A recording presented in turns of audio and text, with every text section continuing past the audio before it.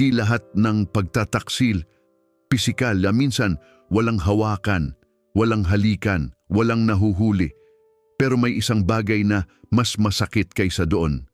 At kapag nangyari to, hindi mo agad mapapansin na unti-unti ka nang pinapalitan. Naramdaman mo na ba yung parang may nagbago? Hindi na siya ganun kainteresado makipag-usap sa'yo. Mas mabilis na siyang mainip, mas tahimik, mas malamig. Pero kapag hawak niya ang phone niya, bigla siyang nagiging buhay, ngumingiti, nagre-reply agad. Parang may ibang mundo na hindi ka kasama at doon ka magsisimulang magtanong, may iba na ba? Pero eto ang katotohanang bihirang sabihin, hindi lahat ng pagtataksil nagsisimula sa katawan.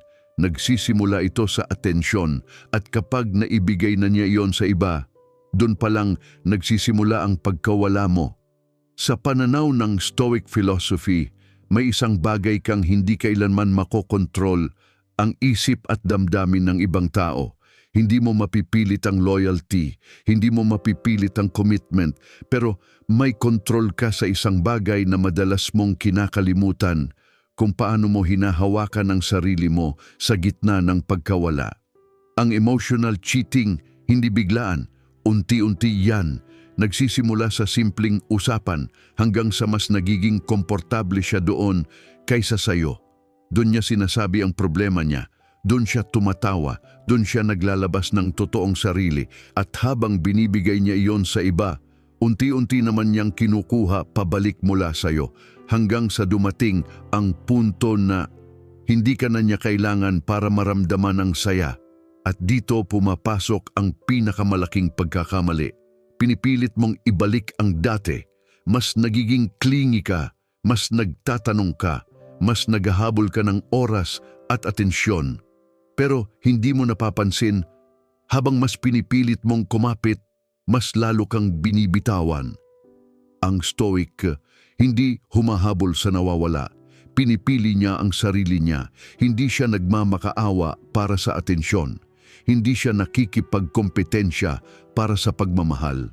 Dahil alam niya, ang taong tunay na para sa kanya, hindi kailangang pilitin.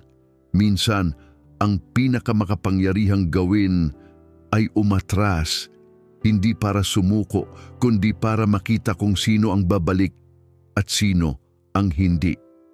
Ito ang katotohanan. Kapag ang emosyon niya nasa iba na, kahit hindi pa sila magkahawak, matagal ka nang nawalan at hindi mo responsibilidad na ayusin ang isang pusong hindi na sayo nakatingin. Sa huli, tandaan mo to, hindi ka nawalan ng halaga.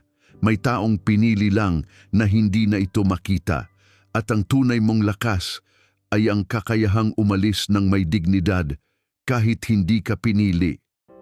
Kung gusto mong maging mentally strong, kalmado at hindi madaling palitan, mag-subscribe or follow this page.